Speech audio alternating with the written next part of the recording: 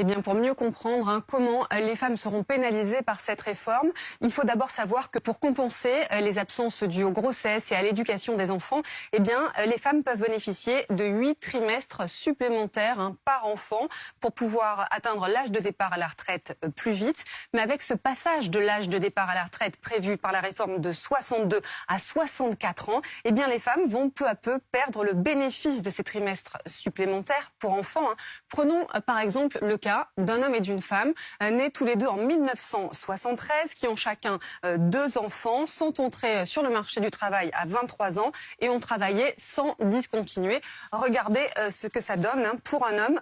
Avant la réforme, eh bien, il pouvait partir à 66 ans à la retraite et c'est la même chose avec la réforme. Regardez maintenant ce que ça change pour une femme qui se trouve exactement dans le même cas. Eh bien, avant la réforme, grâce à ces 16 trimestres supplémentaires pour enfants, puisqu'elle a 2 enfants, elle pouvait partir à la retraite à taux plein à 62 ans. En revanche, avec la réforme, elle ne pourra plus partir qu'à 64 ans.